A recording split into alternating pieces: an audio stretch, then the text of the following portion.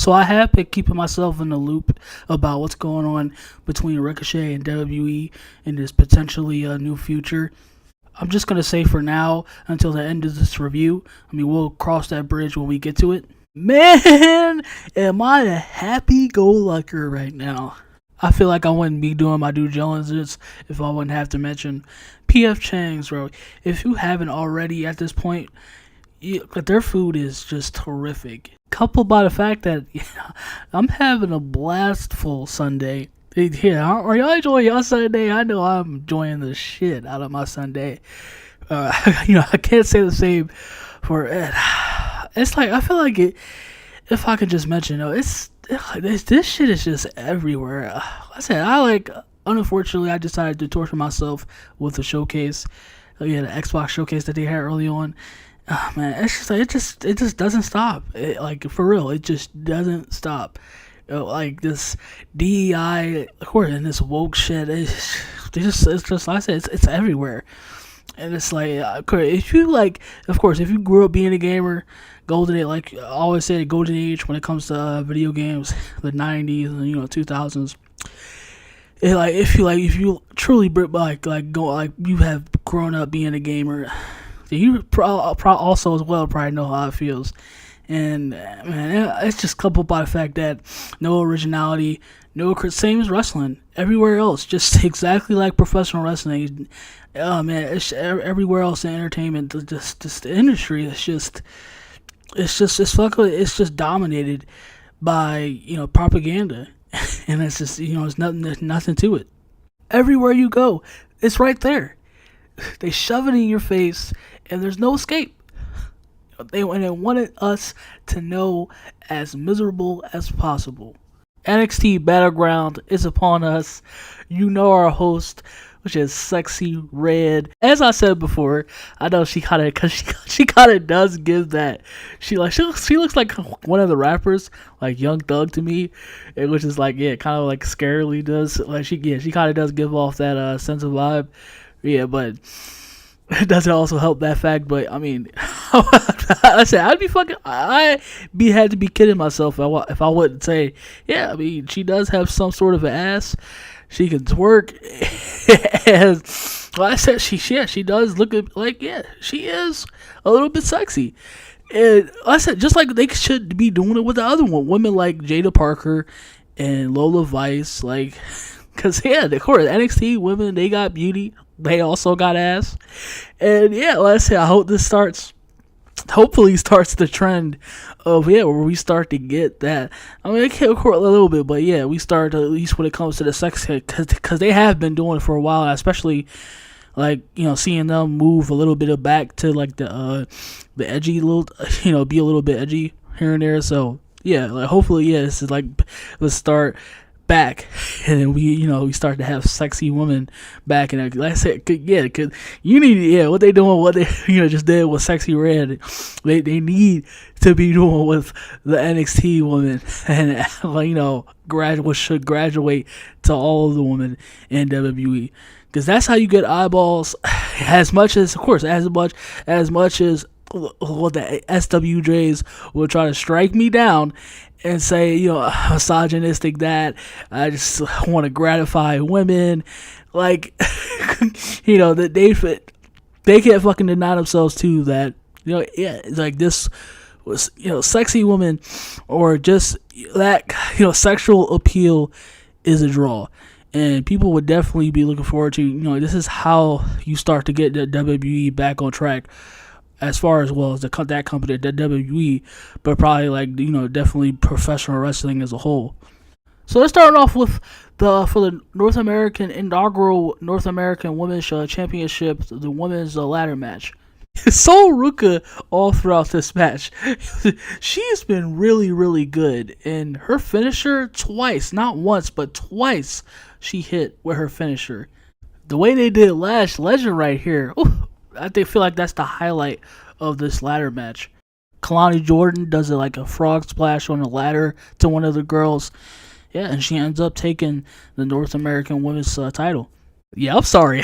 Yeah, like this. This NXT women's match right here. Yeah, they're like, I feel like it's the first time in a long time too. Like, yeah, probably like in history, professional wrestling history.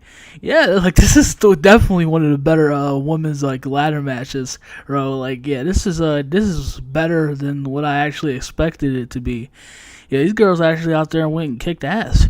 And Sol Ruca being the star breaker of the match, I didn't actually have any. Well, I don't know. Didn't really care who won the match. But yeah, Kelani Jordynne, I guess. Yeah. Yeah, I guess she is your winner. She is the North American Women's Champion. But I feel like, yeah, like definitely a match like this, like it's obvious it should have been Sol Ruca, especially the performance he put down tonight. I feel like that definitely should have went to Sol Ruca.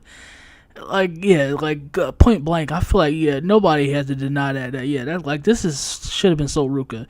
But I don't know, nonetheless, really good ladder match.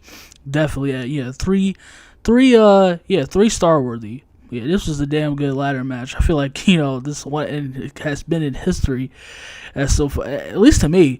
I feel like this is like been like, yeah, and happening in NXT. Like, yeah, this is definitely like gonna go down as one of like the better, or if not the best, the greatest like women's ladder matches of all time. Because yeah, this was damn good.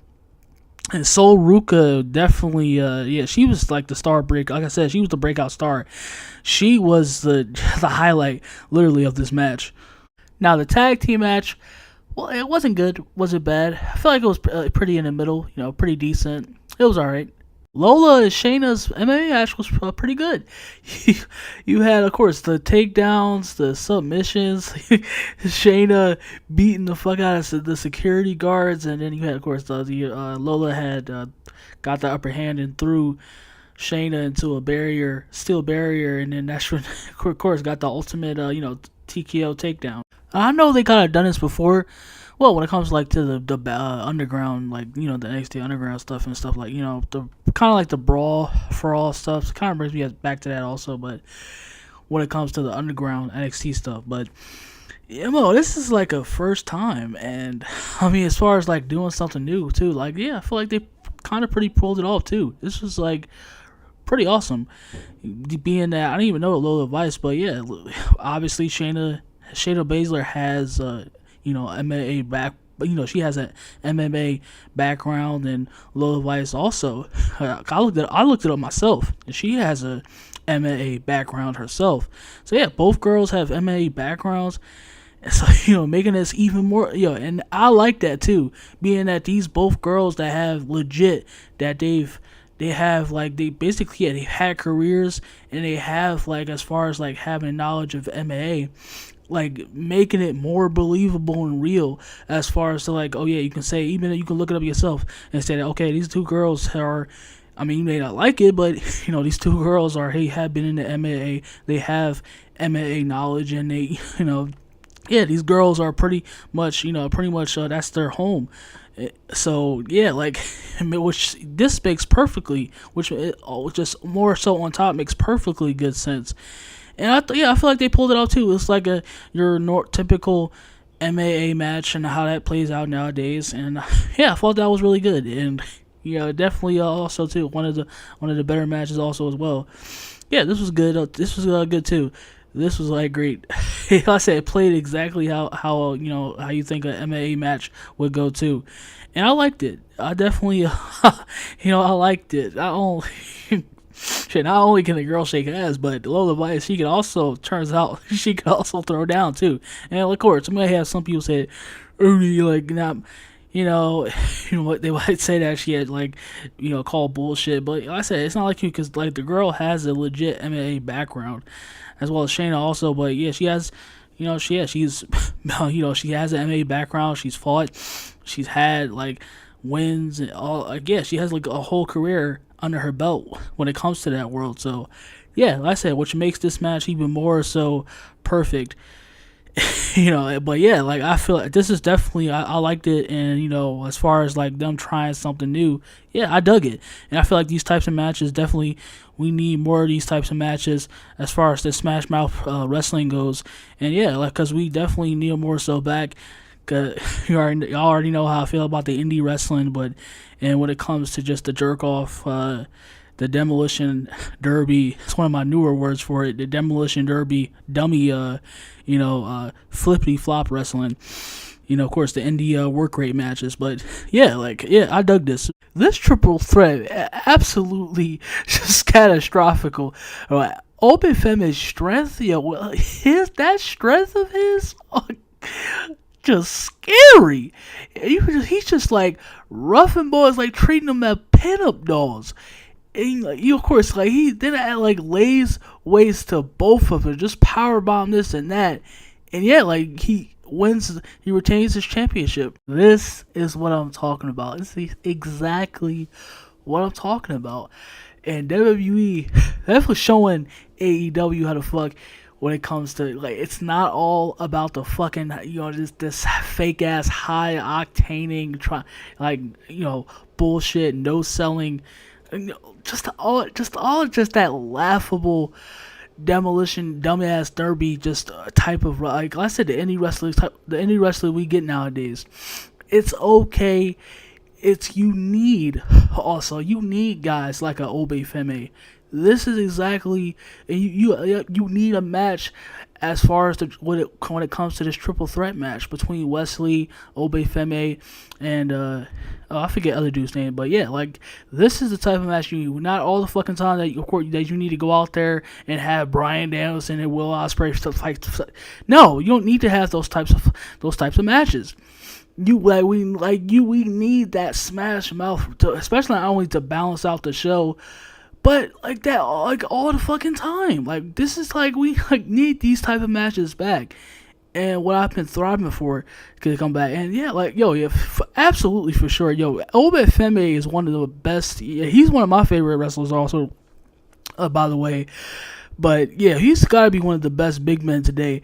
Because what he showed and like his presentation and just overall, it's just him as a big guy wrestler. That was crazy. I haven't seen shit like that since Big Show. For real, like Big Show and Kane and Undertaker. That was crazy what he was doing in the match. But yeah, just a great match, Joe. Just a really great match, and that's mainly in part to him. That was absolute. I fucking enjoyed every bit of that. Jordynne Grace and Roxanne Perez for the NXT Women's Championship. This match was pretty great. Yeah, it has some also really awesome spots too. My favorite one was Jordynne Grace's spine buster to Roxanne. Yeah, Roxanne also had some good spots. But yeah, of course, we already know who coming into this. We already know who's going to win the match. We already know who's going over. Of course, with Roxanne picking up the victory. Probably gonna get they'll probably be looking at me sideways with this one too. But yeah, I feel like especially with Roxanne and Jordynne Grace, I feel like this is one of if not the best. I probably like put this already too one of the best women's matches so far this year. Cause yeah, especially in the main roster, like for the bar none, that's like please. Yeah, this match definitely took me in ways I did not expect it, especially as a big girl such as Jordynne Grace. But also feel like, of course, we know that Roxanne Perez is coming into this, and she's gonna win the match. Obviously, not gonna, Jordynne Grace is the TNA champion, so we know what's gonna go down.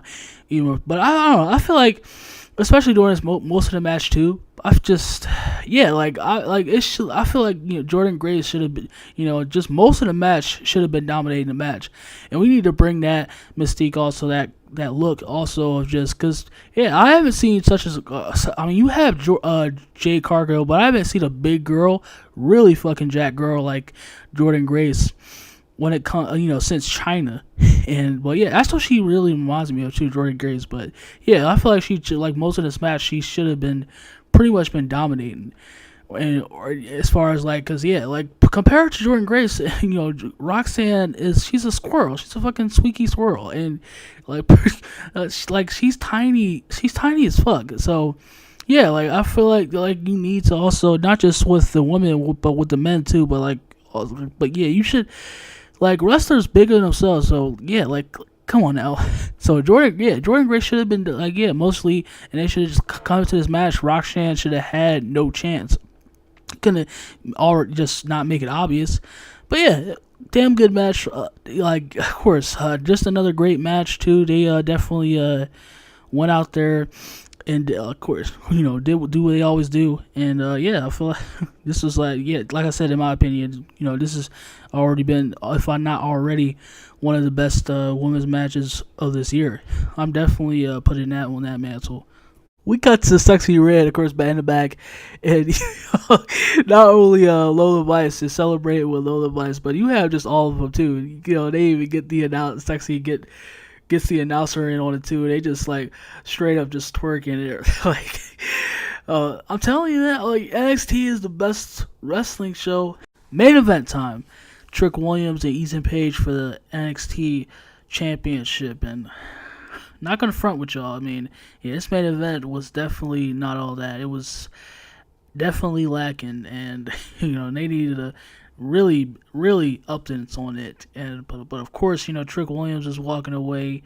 He's taking the championship. We gotta talk about that main event, but because yeah, it also gotta be one of the, if not that's gotta be one of the weakest. When it comes to the world championship matches.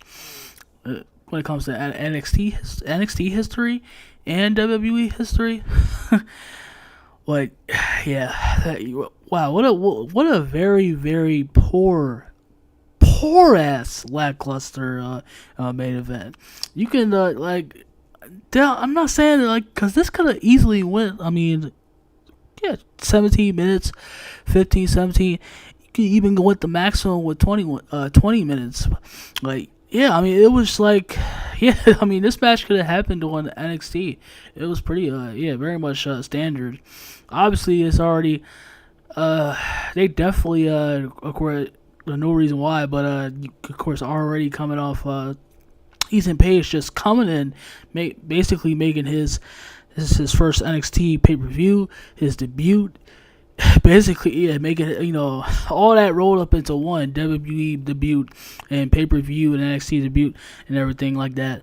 But I mean, I wouldn't just go as far. Yeah, I mean, you couldn't have rushed this. I would probably to even say that because, looking at that, Ethan Page just came into WWE. But yeah, I mean, this is this has got to be one of even not recent, but this has got to be, I said already in NXT, but.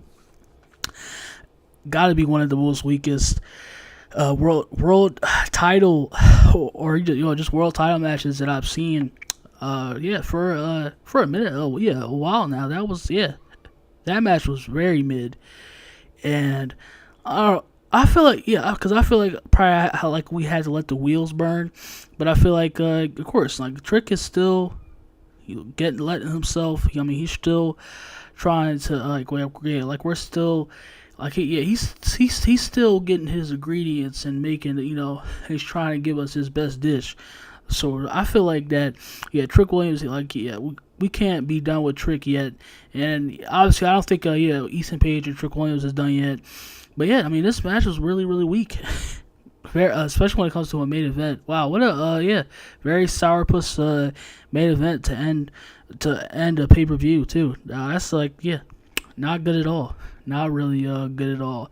And I'm really looking forward to what they can do, or as far as to what Ethan Page to do going forward in WWE, because I definitely not gonna lie, definitely what he's like so far coming in. I'm not gonna say it turned my head a bit. I'm looking a little bit interested. So I mean, we'd have to see.